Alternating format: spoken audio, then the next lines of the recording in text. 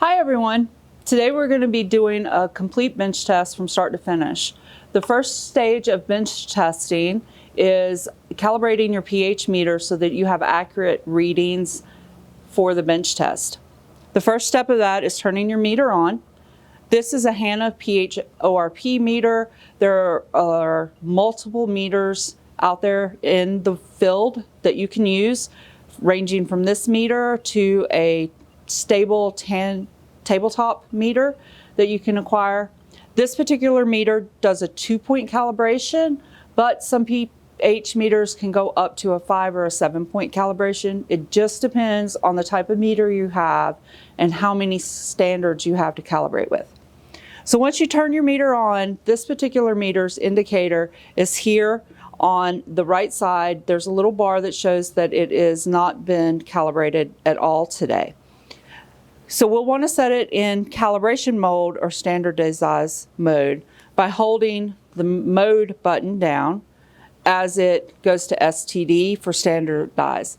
It'll tell you where to start with your buffer or your standard solution. The first one we're going to use today is standard 7, which tends to be yellow most of the time. And you're going to place your probe into the solution and gently swirl it around while it records and stabilizes. And this may take a little while. Sometimes it's quick, sometimes it takes a little while. It depends on how far your meter has drifted in the downtime. And it will tell you when it's ready to progress to the next step. So as you can see, it now says use for buffer. So we're going to come out. We're going to rinse our probe off to get the standard buffer off. We're going to pat it dry. And then we're going to go into our 4 buffer. And again, the same thing. We're going to hold it in the 4 buffer as it recognizes it's the 4 buffer in use, and it records it and saves the standard solution. So what this does is it tells our pH meter our range of pHs that we're working in. For this particular bench test, we're going to be hanging around the 8 pH range. So this is an adequate standard for it. So once it's finished, as you can see on the right, the indicator bar is now full, which means it recognizes both standards and it is now going to read accurately for us in our bench test.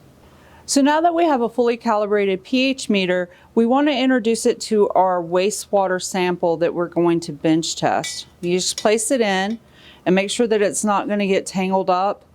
For this bench test, I'm using a tabletop magnetic stirrer, but some people will have what's called gang stirrers where they can do multiple bench tests at one time. They're in like a little cabinet with rods that go down into the beaker as if the beaker was a tank.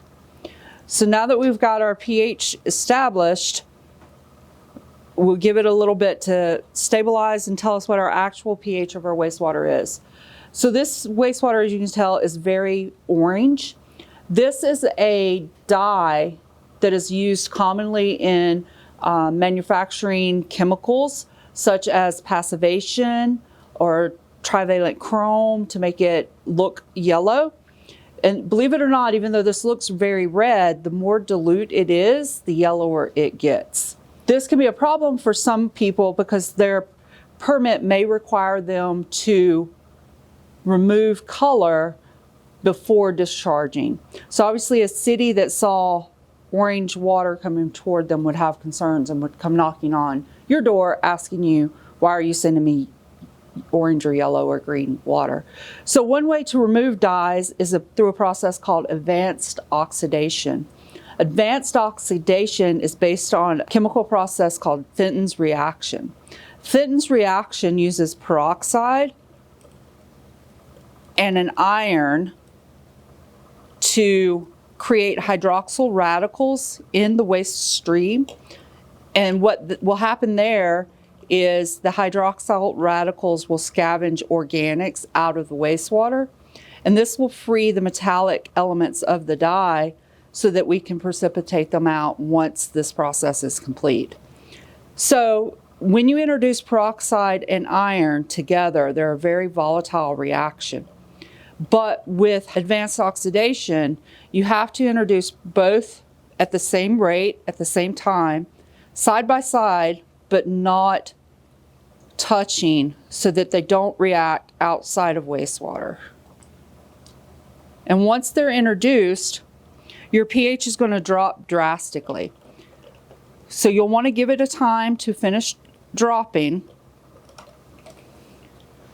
And then you're going to want to adjust your pH back up using sodium hydroxide to around 7.5 to 8.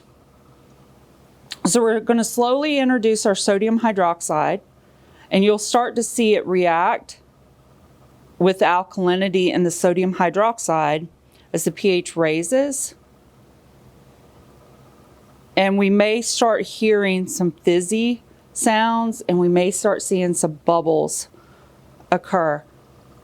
I don't know if you guys can hear that, but it's starting to react. We've allowed our advanced oxidation process to work through, and it takes about an hour for that to happen. So during the past hour, we've kind of cleaned up a little bit. We've monitored our pH and made sure it stayed within our target range, and we watched for the reaction to finish. It's no longer bubbling. We see some good solid formation happening. So now we move on to the second step of dye removal with advanced oxidation. We're going to introduce an aluminum-based coagulant. This is one of our proprietary blended AquaPure products. And when we introduce it, our pH is going to drop slightly. So we're going to give it a couple of seconds to finish that reaction, and then we're going to bring our pH back up to where it needs to be. Using, again, just our 50% sodium hydroxide or caustic soda. If you're concerned about using sodium hydroxide because of its corrosive nature, you can always use a potassium hydroxide or a carbonate to increase the alkalinity of your product and bring it back into the pH range you need it to be in. So now that we have our coagulant in and we've readjusted our pH back up to our optimal pH, we're going to pull our pH probe out, rinse it off, and put it back in its storage solution so that it stays wet. And we're going to introduce our flocculant. This is low charge cationic flocculant that was made down to a 0.2% for the purpose of forming larger flock.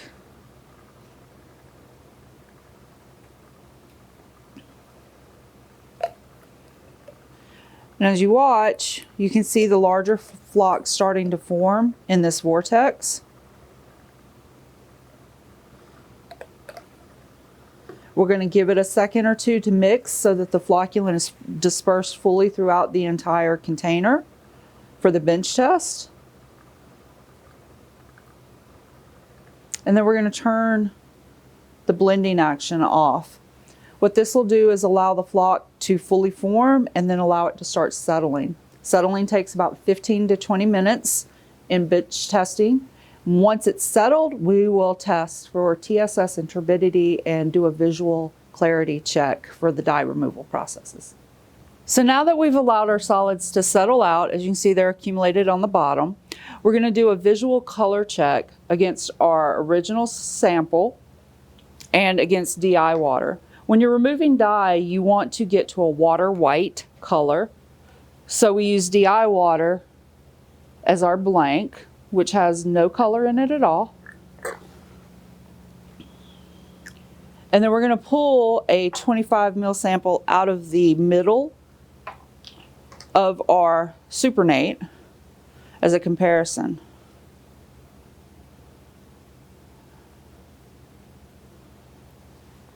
And we'll place it in this last jar.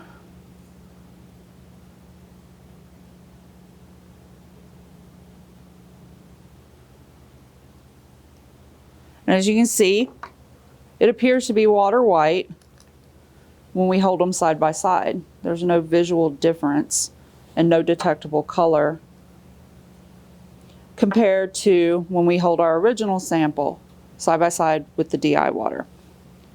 And we hold our supernate to the original sample. There's no color difference.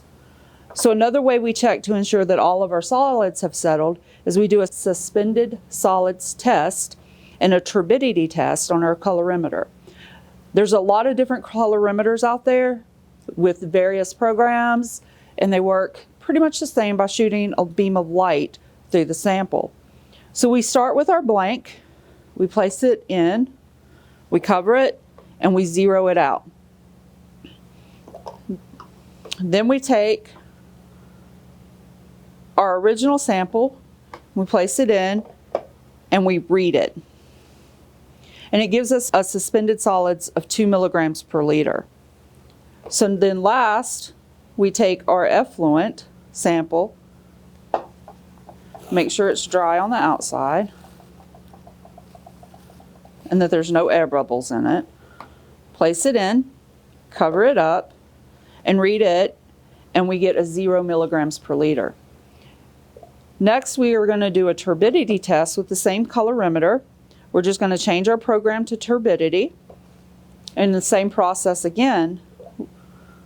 Our DI sample goes in, zeroes it out. Our original sample goes in. We read it. And when it's over our limit of readability at over 1,100 FAUs. So we know that we have a lot of turbidity.